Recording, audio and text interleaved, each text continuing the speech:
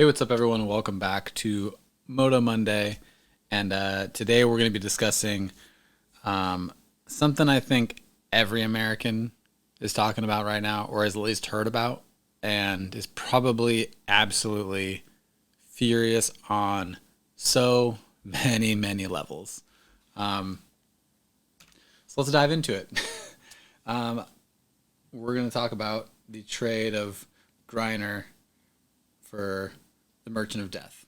I don't understand how, as the commander in chief of the free world, and as an administration who is sitting here telling us that we need to fund and spend trillions of taxpayer dollars into Ukraine, which, by the way, is one of the most corrupt countries on the planet, and who right now can't account for billions and billions of dollars.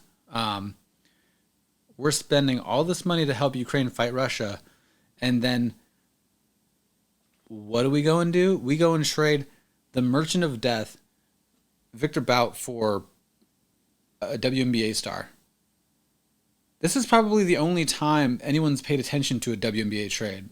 I mean, honestly, like, what the fuck is even going on? How are we going to trade the man who is known as the Merchant of Death, who has killed thousands of people, who has been imprisoned for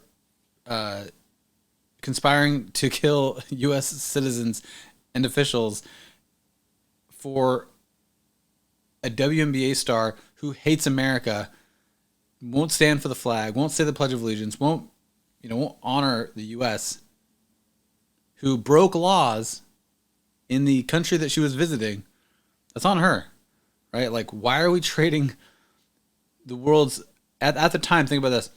At the time when 9/11 happened, Viktor Bout actually said, wow, like, I only come second to Osama now. Like, that's how bad we wanted him.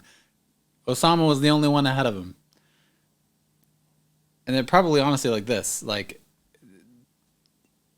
I'm struggling with the words. I'm struggling with where we go from here. Because now not only are we talking about how we've traded Viktor Bout for a WNBA star, and now are giving Russia... By the way, he thanked Putin and congratulated him on his success in the trade, because everyone knows that it was probably the world's worst trade ever. I don't think there's even any other prisoner trade that's ever happened that's worse than this. It doesn't get any worse. This is the dumbest thing.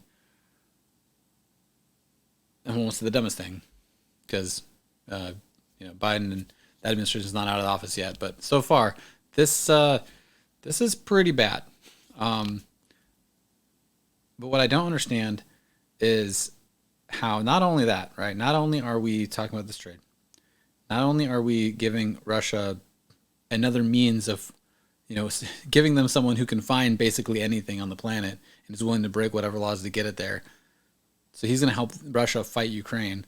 But we're going to sit here and talk about, gun control matters, or all this legislation against weapons that they deem as assault weapons, or whatever the fuck that they're talking about.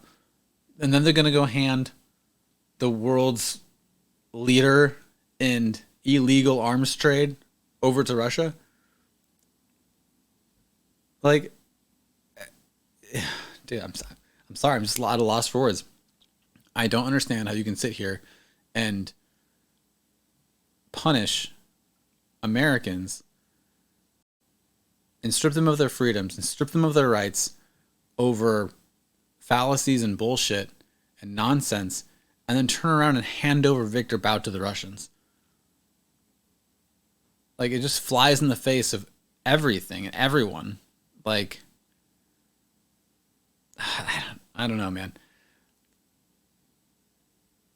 It's one of those things that you have to you really have to consider what is this play? Why do this? Why hand over Viktor Bout to the Russians right when Ukraine is like, in this battle with them, which, personally, I could give two shits about. If I'm being totally honest, totally real, we have our own problems.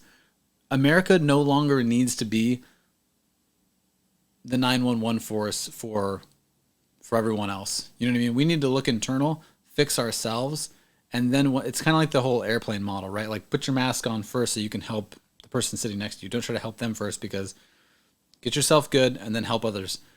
We need to get ourselves good and then we can help others. Because here's the thing too. No one's coming to our rescue. No, if the US starts to collapse or fall, like no one's coming to our rescue. Nobody. Right? Like that ain't happening. So we need to all take a very deep look in the mirror. I don't care what side of the fence you sit on. Both sides are fucked. We need to like wipe the slate clean, get rid of the bullshit, vote out the people that are in right now, and start fresh.